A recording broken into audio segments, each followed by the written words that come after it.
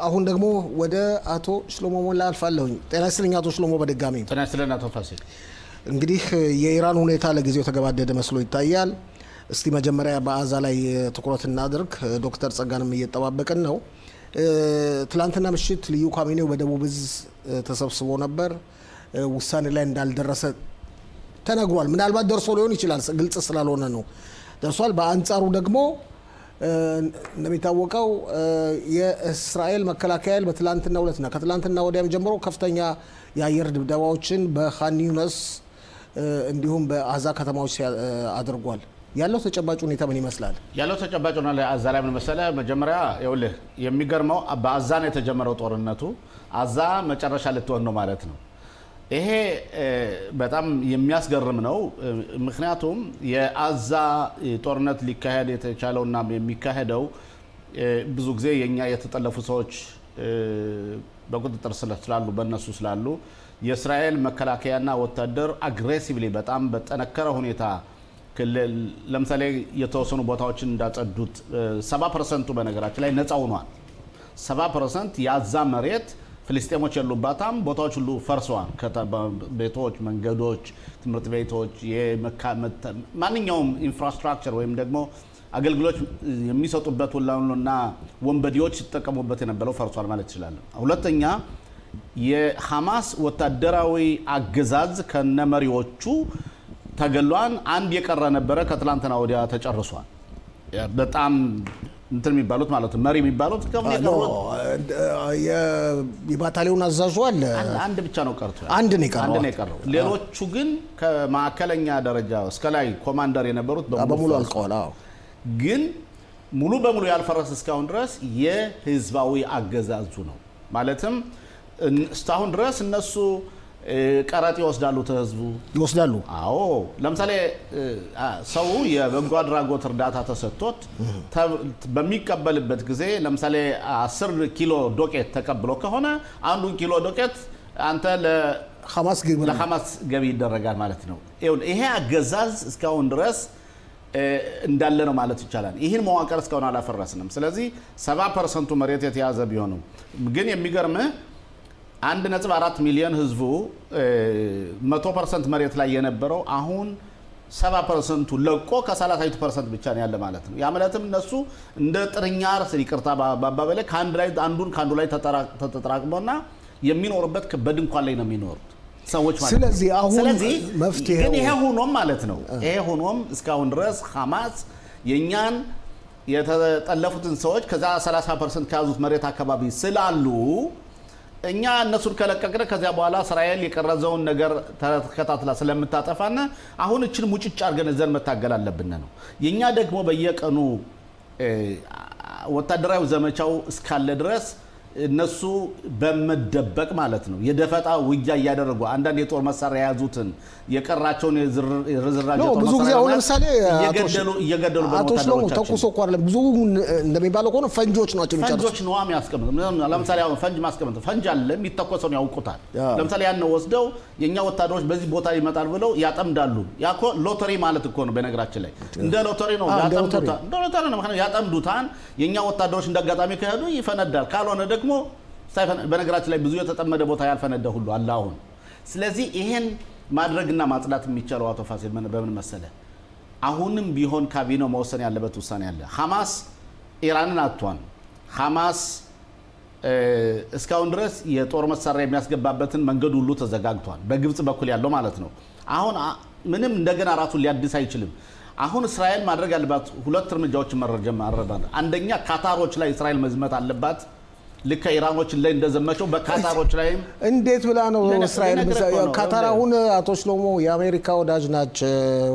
አሁን ባለ ውለታ ናቸው የአሜሪካ በኢራን ቀይ መስመር ማስረም እኮ ለካታር የመጀመሪያ ጊዜ አይደለም እንደዚህ። አዎ ካታሮች እኮ ቀይ መስመር ማስቀመጥ እኮ ነው። ካታር የምትመስላችሁ ወይ እናንተ አሁን ያላችሁን የሰብአዊ እርዳታ፣ የገንዘብ እርዳታ፣ የፖለቲካዊ እርዳታ፣ የሞራላዊ እርዳታ ለሐማስ የምታደርጉን ታውቁማላችሁ። በቀር ግን እኛ በእናንተ ላይ እርምጃ እንወስዳለን። እስራኤልም እኮ ኢራኖችን እንደዛ ብላቸዋለች ወይ የኒውክሌር ቦምብ ግንባታችሁን ታቆማላችሁ በቀር ወደ እርምጃ እንወስዳለን። ልዩነቱ እኮ አሁን የምጠይቅ ጥያቄ አቶ ሽሎሞ አሜሪካ የጦር ሰፈር አላት። አሜሪካ ወዳጅ እስራኤል ማለት ነው ማድረግ ያለባት መጀመሪያ መልእክት መስጠት ያለበት ለአሜሪካ ነው። ለአሜሪካ ከእንግዲህ በኋላ እኛ አሁን ሶስት የቀሩ ርዝራዞች ነገሮች አሉን።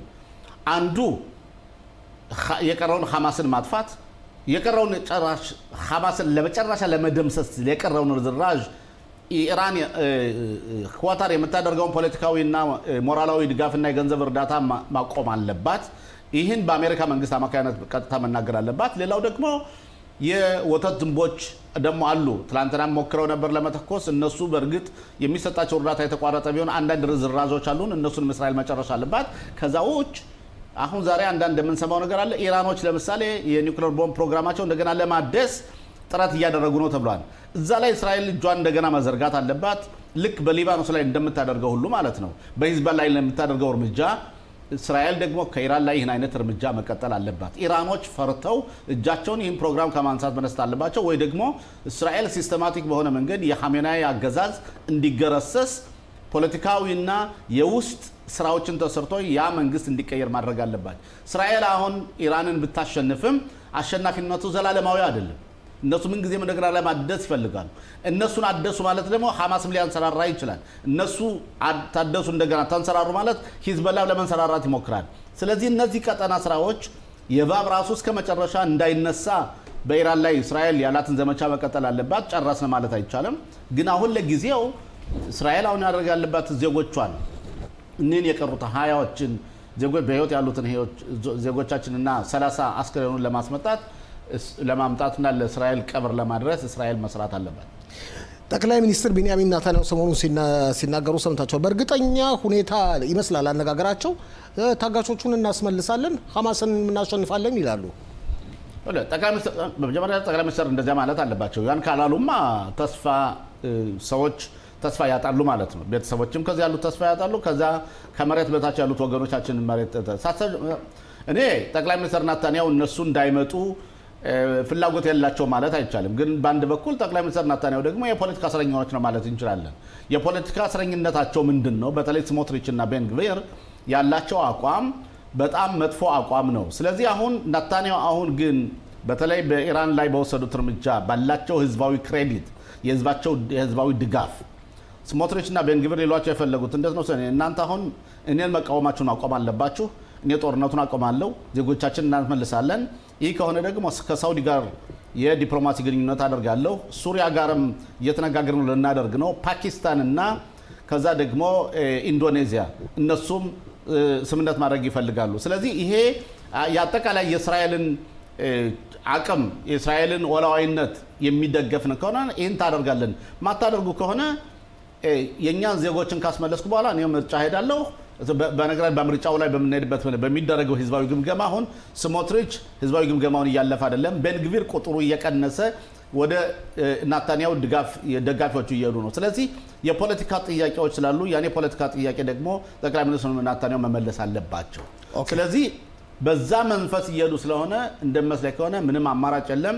ጠቅላይ ሚኒስትሩ የዛሬ 2 ሳምንት ወደ አሜሪካ ይሄዳሉ ከትራምፕ ጋር ለመገናኘት። አጀንዳቸው 3 አጀንዳ ናቸው። የሰላሙ አጀንዳ እዚያ አካባቢ ካሉ ሀገሮች ጋር የኢራንን የመቀጥቀጥ ሁኔታና የዲፕሎማሲያዊ ውጤት ምን መሆን አለበት የሚለውን ስትራክቸር ለማድረግ፣ ሶስተኛ ደግሞ የተጠለፉት ወገኖቻችን የሚለቀቁበትን መንገድ ለማድረግ እና ከዛ ጋር የጦር አቁም ማድረግ ማለት ነው። ዶክተር ጸጋ ፈንታሁን የክኔሴት አባል ከሊኩድ መስመር ላይ በዙም ከክኔሴት አሁን ከስብሰባ ወጣ ነው ትገኛለህ። ጤና ይስጥልኝ ዶክተር ጸጋ። ጤና ይስጥልኝ ፋሲል፣ ጤና ይስጥልኝ አቶ ሽሎሞ፣ እንዲሁም ተመልካቾች ወገኖች በሙሉ በአገር ውስጥ ያላችሁ በውጭ የምትከታተሉን በሙሉ እንደምን አላችሁ? ጤና ይስጥልኝ ዶክተር ጸጋ።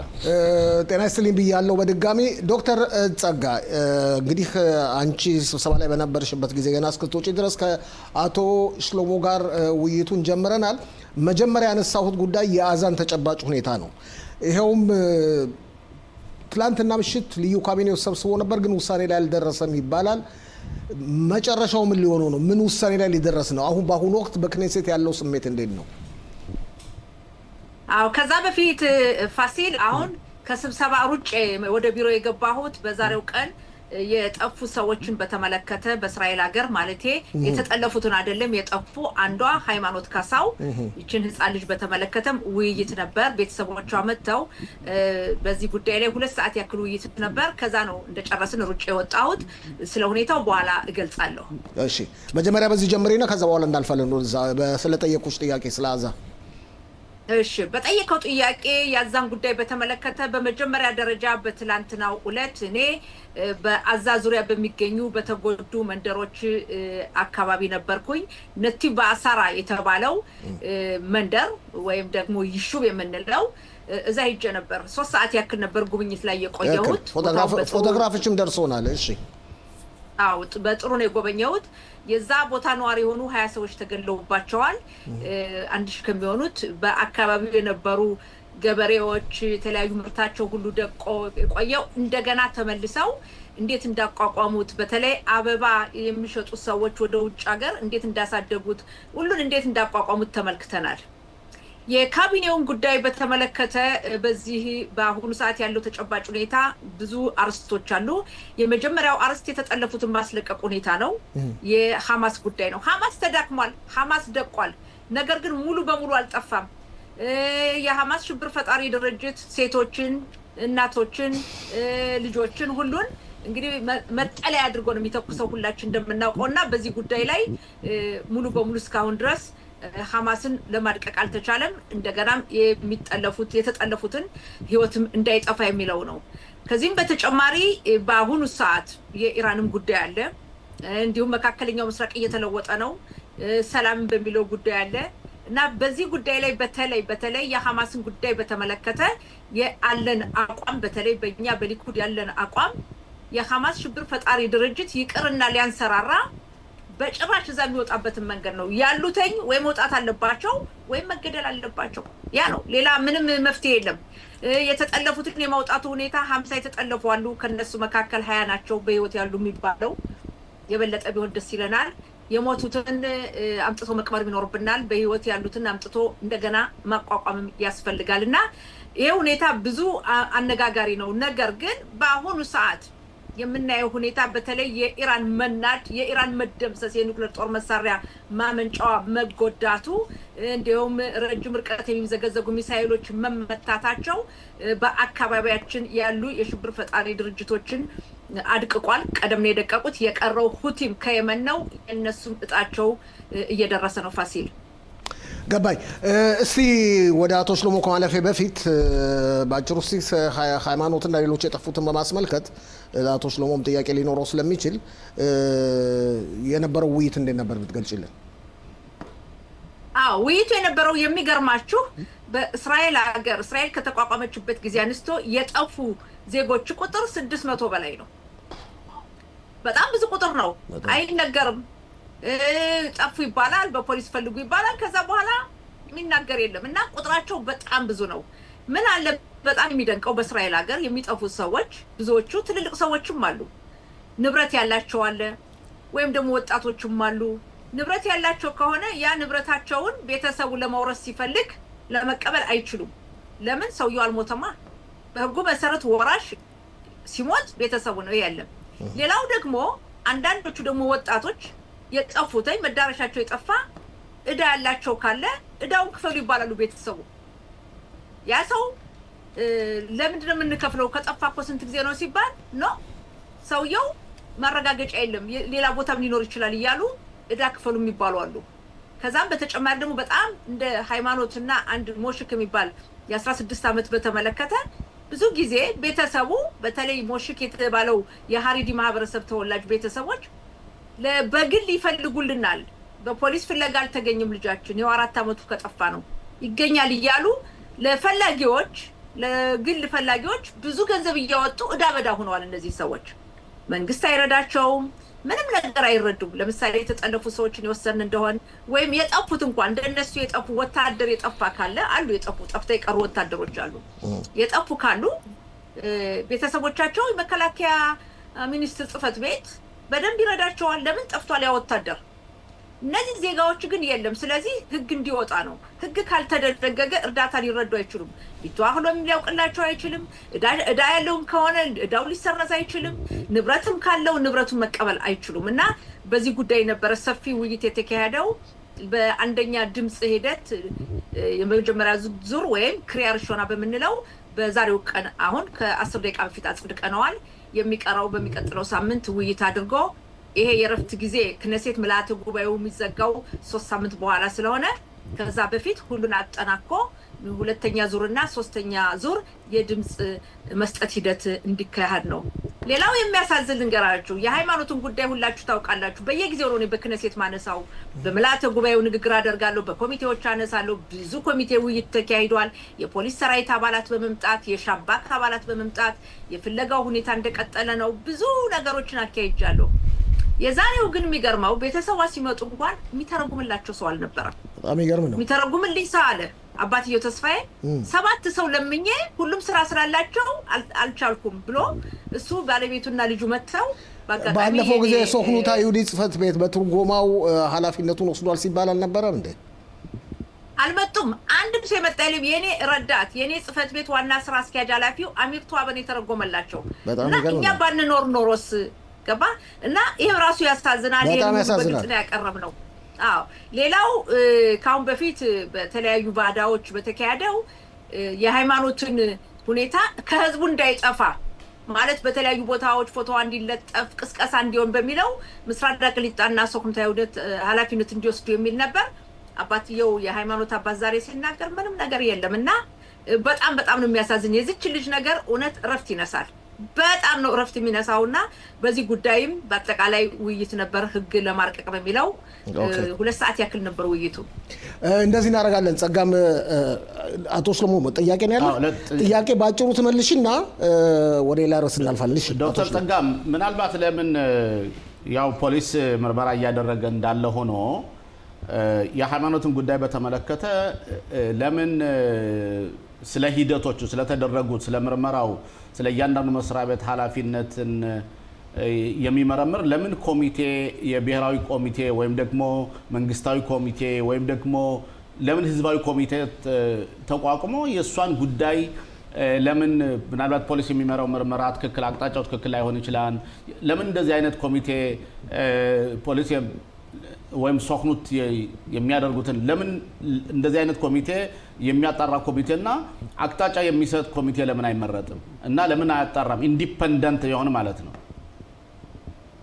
እንግዲህ አቶ ሽሎሞ የክነሴትን አሰራር ታውቀዋለህ አንድ ኮሚቴ ላቋቁም ካልክ ያንን ጉዳይ መግደልህ ነው ማዳፈንህ ነው ዋናው አላማ ባለው ኮሚቴ መከታተል ነው የሽ ቢትሆሎም የተሰኘ ኮሚቴ አለ አሊያ በክሊታ ማለት አሊያ ክሊታ ይሄን ያክል ሚስጥራዊ ውይይቶችን አካሂድም በዛ ብዙ ይተካሄዷል በቢትሆሎም ግን ሚስጥራዊ የሆነ የክነሴት አባላት ብቻ የምንሳተፍበት የአገር ውስጥ መረጃ ድርጅቱ ሻባክ ከፖሊስ የበለጠ ልዩ መሳሪያ ያለው በመፈለግ ሂደት የሚሳተፈው ከዛም በተጨማሪ የፖሊስ ምርመራ ክፍሉ በየጊዜው እየመጡ ያለውን ሁኔታ ይገልጻሉ ሌሎችም የተለያዩ አካላት አለ ስለዚህ መሆን ያለበት ይሄንን ሁኔታ መከታተል በዚህ ኮሚቴ ውስጥ እንዲሆን ነው እንጂ ሌላ እናቋቁም ካልክ እንግዲህ በአገራችን ምናውቀው ልምድ አለና ኮሚቴ መታቋቁም ከሆነ ኮሚቴው እስከሚዋቀር ስንት ጊዜ ይፈጃል በዛ ኮሚቴ ማን ነው አባል የሚሆነው ማን ነው የማይሆነው ይሄኛው እዚህ ፖለቲካ ነው ይሄኛው እየተባለ